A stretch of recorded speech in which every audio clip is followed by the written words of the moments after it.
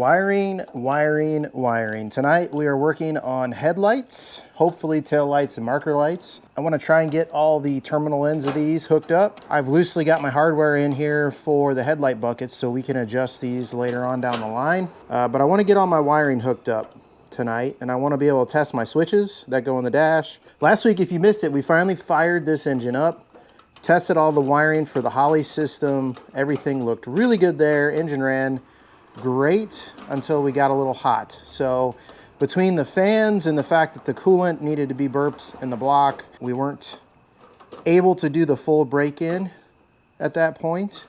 But I want to get some upgraded fans in this thing. I just have the cheap Chinese fans that came with the radiator from eBay. So we'll get those replaced. When we do that, we'll finish breaking this thing in. But tonight, like I said, we're going to focus on wiring. We're going to be installing Holley RetroBright headlights tonight. All right, wiring for this is pretty straightforward. We got my two headlights. Switches are red and green here. These are my dim, my low, and my high beams. Got our side marker light here with the black and yellow. And then our turn signal, which is going to be this blue wire. These are extension wires, these three wires, but the painless system is going to be color coordinated here. So you'll see when we get into the harness, we've got red, green, and our black and yellow here. I am going to cut these hard plastic crimp fittings off and put on the type that have the built-in shrink wrap on them, just because I prefer those over these. This whole harness is built out of these crimp fittings, so we're actually going to be putting slightly nicer fittings on there. All the time I've been using these crimp fittings with the heat shrink built in, I've had very, very, very few issues with those, if any. None that I can even really think of. Doesn't mean we won't have issues, but I've had pretty good luck with those.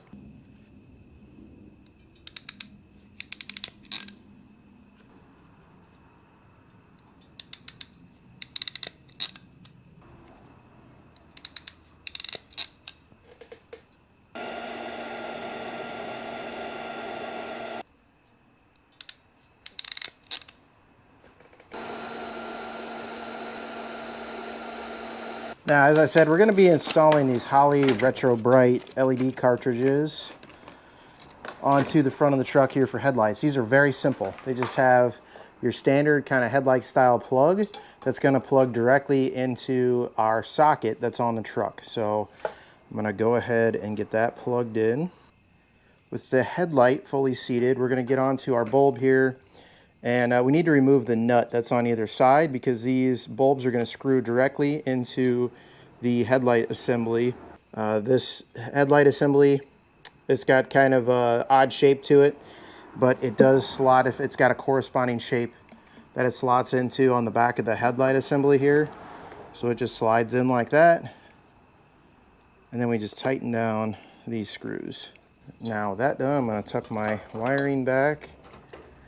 And one thing I learned on the other side, I have these headlight buckets from LMC. What I noticed was one of the buckets was marked, what was marked as the top did not put the Holley logo in the upward position. So I had to take that all apart and realign it. So just make sure you're paying attention to how the headlight goes into the bucket and what orientation the bucket is on the bracket that's on the core support here. Okay, with the headlight in, we just need our trim ring and some screws, and that should be it for the headlight. Next thing I need to do is I need to ground this system, or ground these lights out. So I'm going to drill a hole right here, same place I did on the other side. Take some paint away for the ground. And it does come with a ring terminal on it, but I'm actually going to take that ring terminal off because I'm putting a 1/4-inch bolt through my ground here just to upgrade the ground. I don't like self-tappers for grounds. They come loose, then you're chasing stupid ground issues forever. I'm not worried about wire organization just yet. Once we test the wires, we'll sort all that out. And if we need to take extra wire out of the system, we can always shorten up our connections later on. I just want to get everything hooked up and tested first here. I'm also using a nylock nut on the back side of this ground, just to make sure it doesn't come off. Never can be too cautious with your grounds.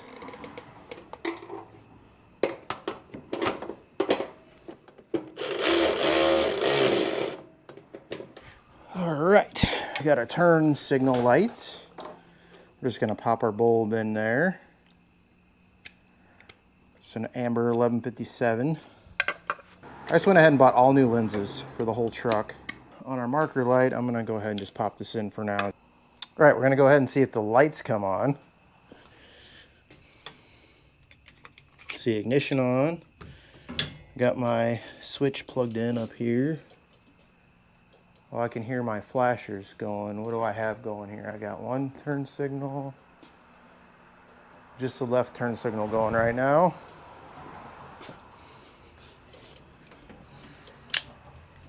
Okay, we should have lights. Do we get lights on both sides? Yes. Excellent. Dimmer. Low beams, high beams. Low beams, high beams. Nice. You know what I don't see is my marker lights with my headlights on though. Haha. So both my markers are coming on with the headlights off. Why are they shutting off when the headlights come on? That's odd. Both of them. Well, that's something we'll have to troubleshoot. You guys watch this marker light over here. You'll see it come on when I put my auxiliary lights on, right? So there's that. We get markers on both sides. And then the headlights come on and the side markers go out.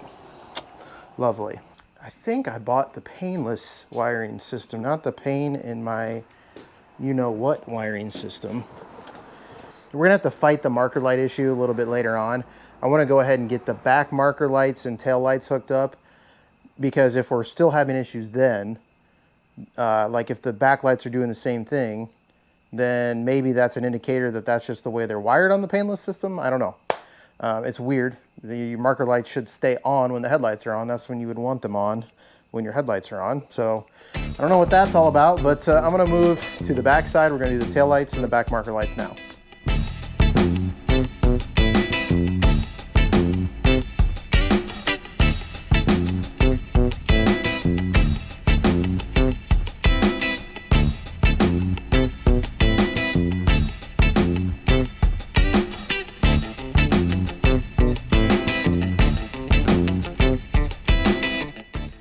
All right, so I'm getting ready to wire up my tail lights here, and I want to be sure that I'm connecting to the proper lead when I'm wiring up my tail lights and my brake lights, okay? This is just a generic socket that I picked up from O'Reilly's, and there's no wiring kit or anything. It doesn't say which wire goes to where. So I just want to confirm before we go and hardwire anything in. So what this power probe does is it's plugged into my battery right now with some alligator clips. So I've got 12.5 volts right here at the tip of this probe. I've got a ground cable plugged into my ground wire, and I'm gonna apply power to each of these wires and see if this bulb lights up, if it lights up dim, or if it lights up bright. Obviously the dim light is for our tail lights, the bright light is for our brake lights. I'm gonna go ahead and apply power. You can see we're green, which means we can go ahead and apply power. It's safe to do so. Okay, there's one. Note how bright that light is. Two, that's dim. That's obviously the dimmer of the two.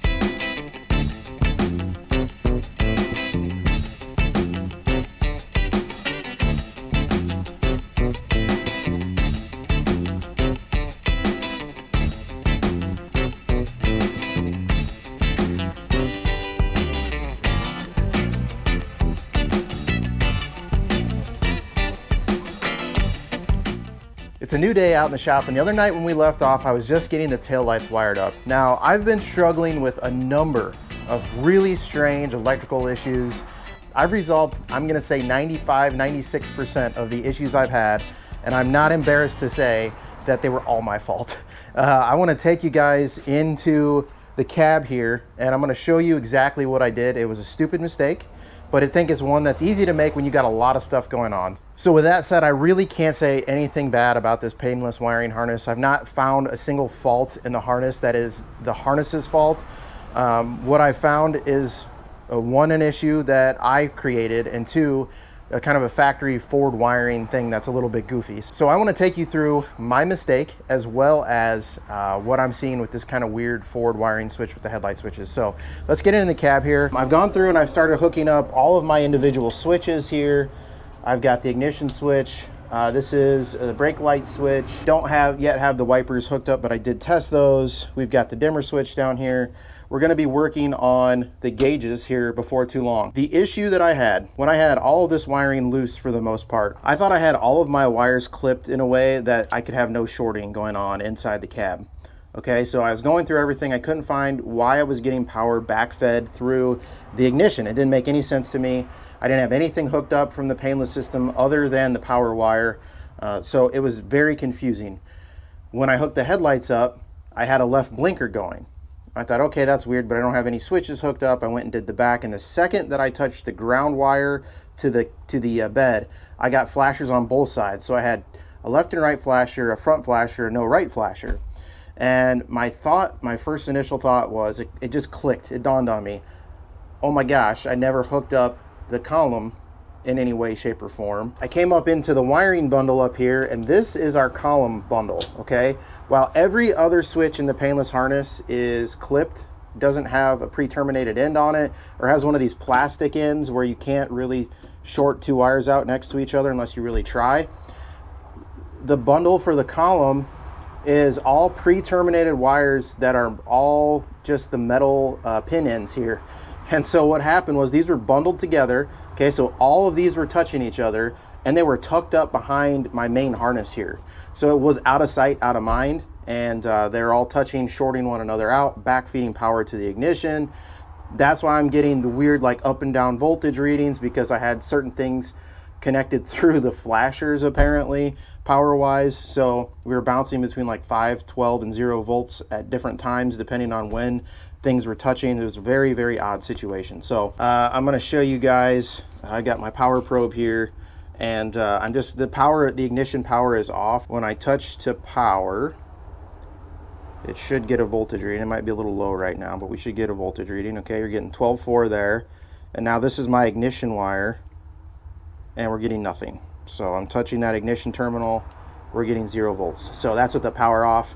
Now when the ignition goes to accessory and cranks, we have power. So what I did was I actually grabbed the coil wire, because we're not using the coil wire to actually wire a coil in this truck.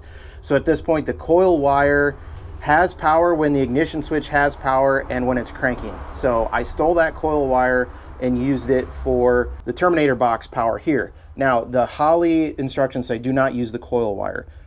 What they're referring to is don't steal power off of the coil wire when you have a coil connected to that coil wire. If nothing else is connected to it, you're just getting clean power. If that coil wire is connected to a coil, then what you're gonna get is dirty power off the coil, and you're gonna get variations in your voltage at your box, and that's can really screw things up with this box, possibly even fry the box. So when I say I use the coil wire, the only thing it's powering is our Terminator X box here.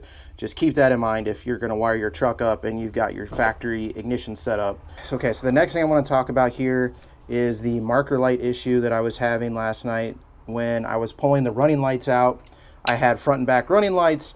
When I pulled the headlights on, put the headlights on, I had no front markers, but I had rear markers, okay? This is a factory Ford wiring issue, not a painless system. They have run the harness in exactly the way that the Ford wiring diagram says to run it. But on our switch here, we've got this brown wire, which is our rear marker lights, and this black and yellow wire right here, which is our front marker lights, okay? This is on the headlight switch. And so right now you can see with the switch off, I've got no power. You can see 0 on the meter there. and I've got no power, okay? Gonna pull our parking lights on. This is the front. You can see 12.3 there. This is the back. You can see 12.3 there, okay? Now I turn the headlights on. Here's our back again. You can see 12.1. I'm running the battery down quickly with the headlights on. And the front, 0, okay? So clearly the way this switch is designed, when the headlights are pulled out, this front marker light is designed to shut off. So what I'm gonna do is I'm gonna depin this rear marker light. We're gonna depin the front one as well. We're gonna combine the front and rear and plug it back into just this pin right here. That way when the lights are on, the headlights or the running lights, we've got front and back marker lights all together. Now the last thing that I'm gonna do before we get into any additional wiring is I'm gonna come in here to this is my gauge cluster, and I've identified all of these wires as being wires that we do not need. So we've got 2 ammeter wires. We're not using an ammeter. We've got temp sending unit, oil sending unit, which are gonna come from our Holley system. And then the last thing we've got here is a voltage. I think we've got a line that goes out to a voltage regulator, which we don't even have on this car. So we're gonna go ahead and pull all of these wires out of the harness pin. And then once we've got that done, we're gonna start sorting the rest of these wires, figuring out how we need to mount up the Dakota Digital gauges box up in here, and figuring out what wires we need to run for that, because we're gonna need power, ground, a few other things, and then figuring out how to mount the Holley box as well. So we'll get those mounted up here, and that's really it for the wiring. Then we're down to just cleaning everything up and getting things loomed up and stuff like that. I've got all of the dome lights and the rear lights and the door switches. I've got all that stuff working right now. I need to wire the door switches up, but we've confirmed that they all work. So everything right now is working on the vehicle. I've got to wire up the backup lights off the transmission. That's one thing I need to do. And then the gauges and wire the door switches, and then all of the wiring is done and we'll be complete. We'll be ready to start putting the dash back together, which is very exciting. All right, the next thing we've got to do here is we've got to take care of this dash. I've got all the wiring pretty well sorted out, even more so than last time we talked. Literally every switch is hooked up in here, ready to go, except for my column. I'm going to hold off on that because I'm not sure if I'm going to reuse the original column or order an aftermarket one at this point. But everything else is sorted, pretty much ready to be loomed once I make a few final decisions on things like where my clutch safety switch, brake switch, and the column stuff is all going to mount up. The wiring is 99% there. The only thing we're missing is the gauge cluster. So in order for me to get that done, I need to figure out what I want to do with this dash. Do I want to sand this thing down and repaint it? Do I want to try and keep some of the original patina and stuff on here? What I know is I don't want to keep it completely as it is. I want to try and buff this thing out and see if I can get some color back into it, because it's very dull and very faded right now. And I did just wipe this thing down, but it's kind of hard to pick up in the camera. It looks better on camera than it actually is. It's really faded out paint, so there's almost no depth to it. I want to try and see if we can bring some depth back out in the paint by buffing that out. But the other thing I need to do is I've got some rust up here around the black trim. So we're going to clean all that up, and we're going to reshoot this satin black area right up here. On the back side though, we've got a lot more work to do. So on the back side, we have a pretty good amount of surface rust in here, and I want to clean all of this up and repaint the whole back side of this with some rust reformer paint and try and keep this from getting any worse. I'm actually surprised we don't have any rust through the front side, as much as the rust is kind of bubbled up here on this side of the dash. That's next here. We're going to go ahead and get this thing cleaned up. I think before I start messing around with this, I am going to do a little test spot on here to see if this is going to buff out. I'll probably try right in here, because if you can see, I've got like a dull spot right in here and some weird kind of spots on the dash in here. So I'll probably try and buff this center portion out and see if I can get it looking good. If I can, I'm going to stop what I'm doing there, flip this thing around, do the back side, and then once I've got that cleaned up and painted and it's dried, we'll flip it over, we'll buff the dash out. We'll probably actually paint this area first, then buff the dash out, and then we'll install it back in the truck, and then we should be ready to start installing the gauge cluster. So that's kind of the priority here for the next couple hours going into tomorrow. So we're gonna get this dash right and hopefully get it installed back in the truck.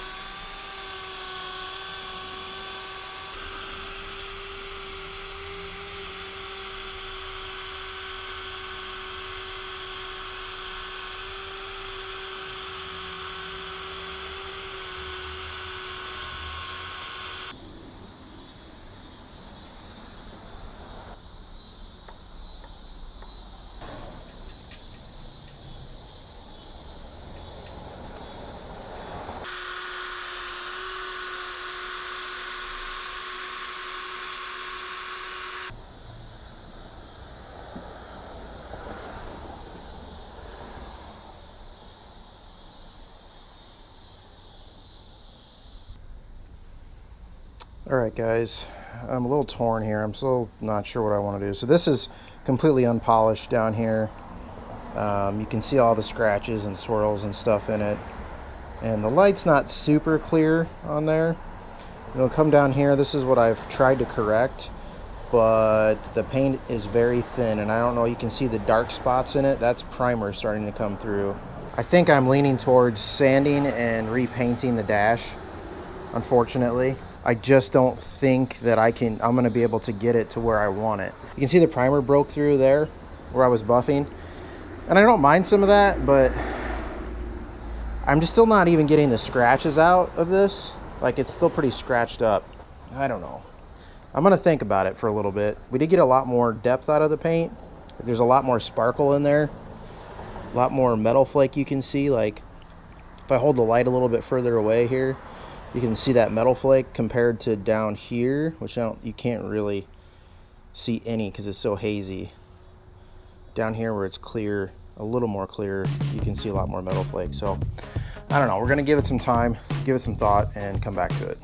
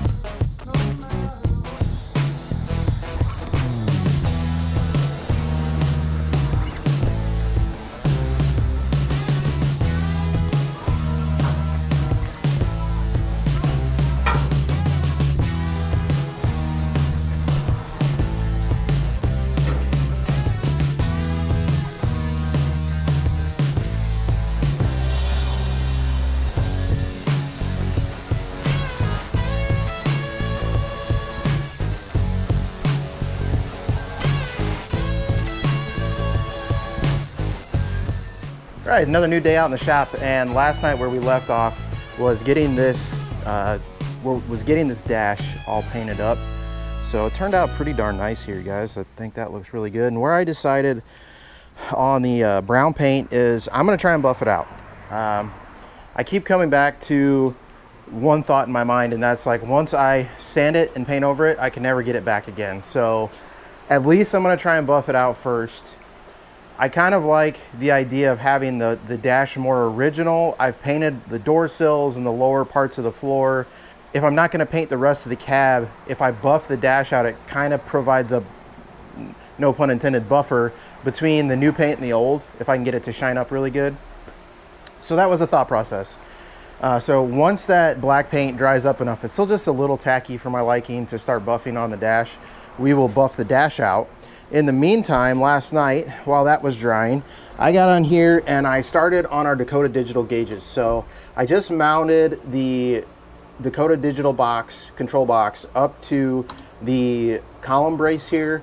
And then I did the same with our Holley output box. So what this box is gonna do is allow us to link our Terminator X outputs into this box, into Dakota Digital control box, which will then feed into the gauges. So it allows us to take data from the Terminator X and display it onto our dash display. So I've gone ahead and I've wired this thing up. It's really straightforward, guys. You're not gonna necessarily use everything that's on here. So for instance, because we're using the Holley system, we don't need pressure input data, which this is for, say, oil or fuel pressure. We don't need temperature input, that's for your coolant temperature. We don't have cruise control, we're in a manual transmission here. Speed out, tack warn, tack. We're getting all the RPM data from the Holley system, so we don't need any of that. What this dim function is gonna do is when you turn your headlights on, it's going to dim the backlight of the gauges. So this is just connected into a headlight switch here, so we know when the headlights come on. Engine, we're not utilizing that. That is off of the ECU or ECM to tell you when you have a code tripped. We are not using that one. Brake, that's for your brake lights. High beams for your high beams, so you get a little indicator on your gauges when the high beams come on. Left, right turn signal. There's a 4x4 shift thing here, so when you shift into 4x4, you can have that switched and show you on the dash when you're in 4x4. And then there's a few like extra outputs here that you can plug in if you want. So like there's a warning, any type of warning signal, warning light, anything like that. If you have something that it can be switched power or switched ground, whenever that sensor trips, it'll put a warning symbol up on the dash. And then dome input, this is for your door switches if you want to have like a door ajar thing. I'm not really worried about that. So it's really actually straightforward. The BIM IO here, that's for our Holley. We don't have an external clock, so we're not going to worry about that. Display cable that goes to our digital gauges, and then our switch input is this control switch that we've got to put up underneath the dash. So really straightforward stuff. The only thing that I have not completely wired up yet is our speed sensor. On the TKX transmission, I've got a digital speed sensor. There's also a manual speed sensor on the other side, a mechanical one. But we're going to use the digital speed sensor. I need the pigtail for this. It doesn't come with the pigtail for that. So I've ordered one from O'Reilly's. I've already run the wires all the way over here. So all we're gonna have to do is connect these wires into that pigtail, get that plugged up, and then our speed sensor should all be done. Basically, we are done wiring this truck. We've got a few little odds and ends. I still need to do the backup lights on the transmission and the speed sensor. As far as I can think of, those are the only two things that I have not wired in. So I started cleaning up a lot of the wiring up here. You can see I've got this coil. This is for radio and heater control. So that'll obviously go right behind the radio here when that's plugged in. We'll have a little bit more cleanup here. I have one extra flasher wire I'm probably gonna trim back. And what I've been doing when I trim the wires back, you might be able to see it here.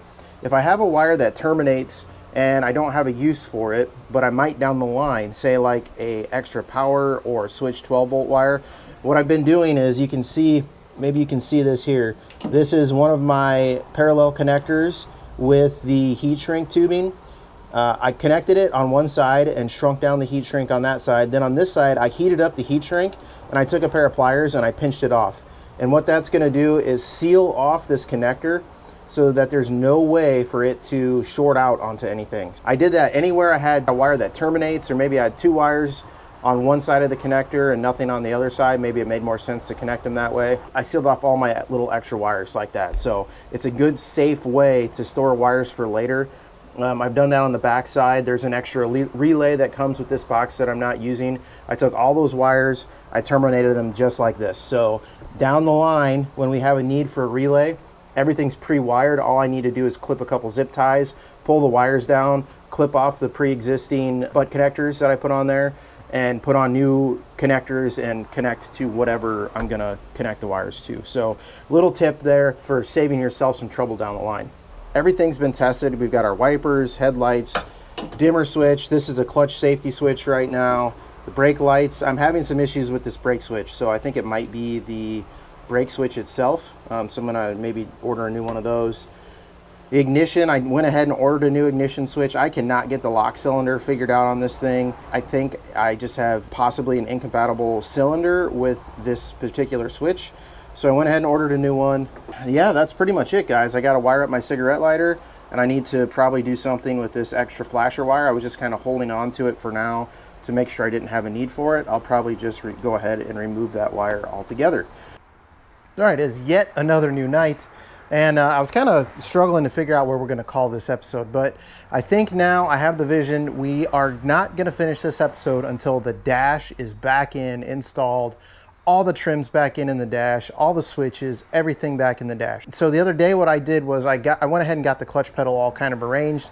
I hit kind of a stumbling block because the pedal stop is actually too short for the pedal assembly. So I'm gonna have to build a new pedal stop that goes a little bit deeper towards the floor. I get full range of motion on the clutch pedal, but coming back out, there's probably a solid inch to inch and a half where the clutch pedal is fully extended and it's not touching the stop. We're gonna have to build out a new clutch pedal stop, but that's not really that big of a deal. I did get the bracketry all put in, all that stuff's good to go. What I did next was I marked the dash where we're gonna have to drill for the Holley mount, and we're gonna have to take a little bit out of this because when I made that Holley mount, where the brace was actually shifted over. It's actually bent over. So I had assumed it lined more up here.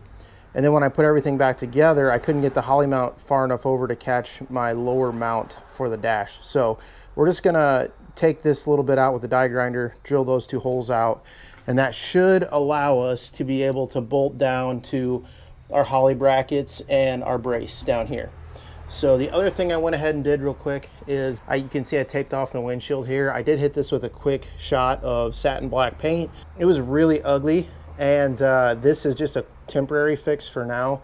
Eventually we're going to take this windshield out, replace the seal, but I'm probably not going to do that until next spring, I think. So when we do that, we'll do a little bit better job, get in there, sand what we painted already a little bit, and clean all that paint up just a little bit, because I don't quite like the way it looks, but it's going to look 1,000 times better than all the chipped up paint. It's just I couldn't get in there to sand, and so the front lip looks a little bit rough compared to everything else. Like I said, it looks 1,000 times better than the chipped up paint, and it shouldn't be as noticeable once it satins out. It was just bugging me not to do that, to have like this really nice dash and then this crappy painted black panel up there. So we will definitely readdress that. So the next thing I'm gonna do here, I'm gonna start drilling these holes out, get that squared away.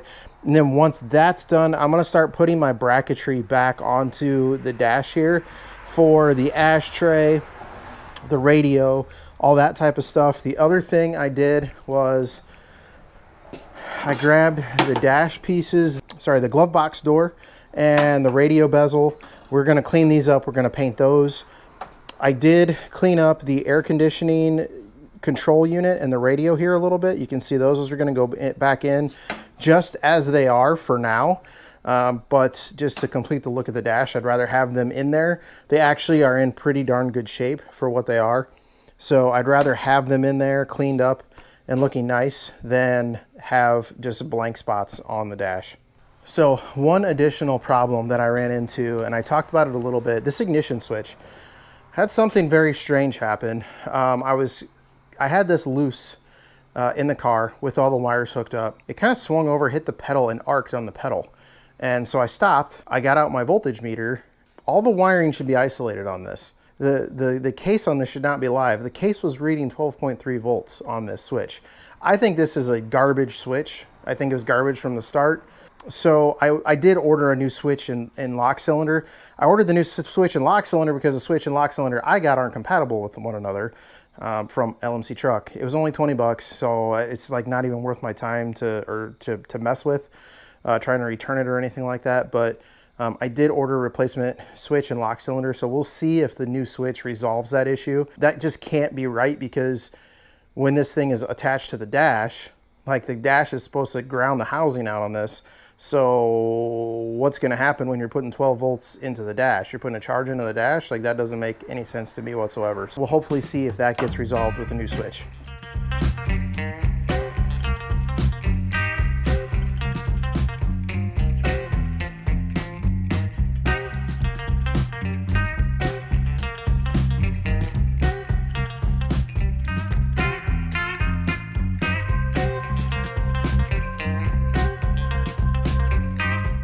Right, we're down to the very last major component in the dash, and that is the Dakota Digital gauges. If I've got everything hooked up appropriately, all we should need to do now is plug in our little alarm here, this little speaker that'll give you an alarm tone, which we'll have to mount that under the dash yet. And then this is our display switch from the control box. That should be the last we have to do here besides program the gauges. I'm gonna go ahead and program the gauges now, get the gauges installed, and then finally put the last piece of trim on the dash. The only piece I'm still waiting on is my ignition switch. So we're gonna just use the other one here carefully to test everything out. But I'll be replacing that, putting in a new trim bezel and all that to finish out the dash here.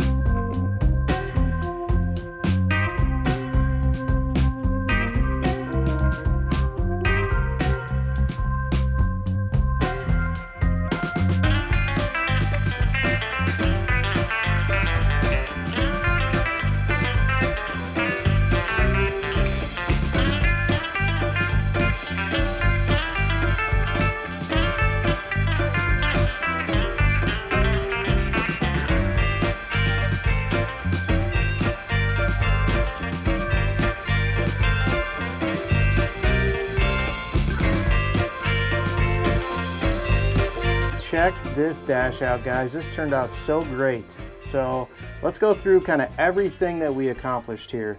First off, let's start with just the dash. I went ahead and I buffed out the paint on this dash. I did not show that on camera. It was just a real quick buff job, but man, did it turn out really good. I'm so glad I decided not to just go ahead and paint it.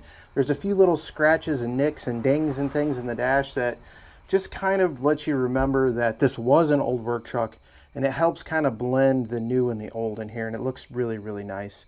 We'll obviously move up to the most striking part of this whole dash, and that is the Dakota Digital gauges. I've been playing around with them a little bit so far. I don't have them fully programmed, so you see like fuel 0%. I don't have the fuel gauge calibrated yet. I love this kind of retro green color that reminds me of the original gauges that were in the truck, or old school green colored gauges on older vehicles.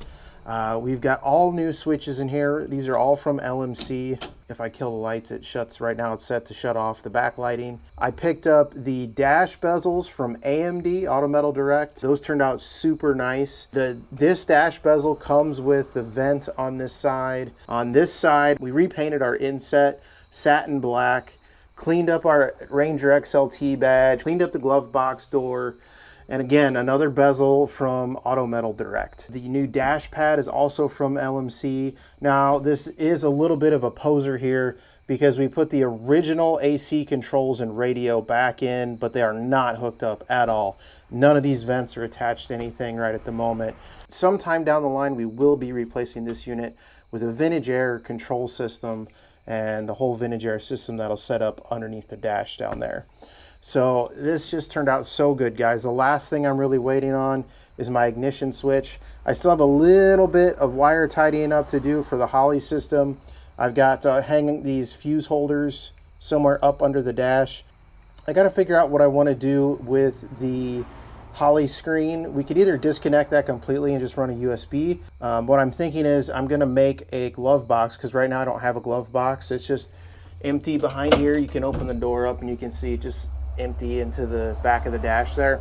So I think I'm going to make a glove box insert that will allow us to mount the Terminator X screen in there, and it can just live in there. If we ever need it for anything, we can pop the door open and pull it out and play around with it. So I think that's what the plan's going to be, but that's not really a priority at the moment because we can live without that. Really, the last things I need to do in the interior before we can do carpet, a seat, and a headliner, I need to get my braking system set up. I need to make a new clutch stop and get the clutch adjusted, and we are going to have to modify the throttle pedal. I don't like the way that it's run at the moment, so we're gonna do some modifications to that. So in total, all of the pedals need a little bit of work. I did buy a Flaming River tilt column for this truck. I ordered it through Fat Fender Garage. It comes in a kit with their firewall mount for the steering column. And then in addition to that, I bought the steering shaft kit through Fat Fender that's supposed to connect that Flaming River column down to the Mustang 2 style rack that's on the QA1 system. So that should be all fairly bolt-in, fairly straightforward. The only thing we're gonna have to do there is finish out the column wiring, which is just kind of tucked up underneath for now. But once the column wiring is done, that's all of the wiring. That's it, we're done. I went ahead and I wired up the speed sensor as well as the backup lights tonight, and I got all that stuff loomed up. You can see that's run nicely in a loom down there. I still need to make my transmission cover. The hole for the shifter is in a different location than it should be, just because we've got the aftermarket transmission here. I did go ahead and throw on the shift lever here because I wanted to see in reverse if the lights would come on, and they do. Yeah, guys, everything is just super nice. I'm super pleased with this. Cannot wait to get the rest of the interior done here. We did go ahead and paint up the front of the dash up there. I'm so glad I did that as well. It's not perfect, but man, is it a far cry better than it was. Oh, and I cleaned the glass. You can actually see out of the windshield now. So we still need to replace the seals on the windshield.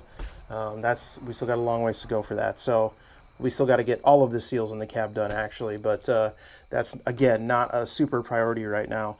It's time to finish off the exterior of this truck. So in the next video where we're working on Elsworth, we're going to be doing fenders, we're going to be doing doors, we're going to be doing trim, and you're finally going to get to see the wheels of this truck.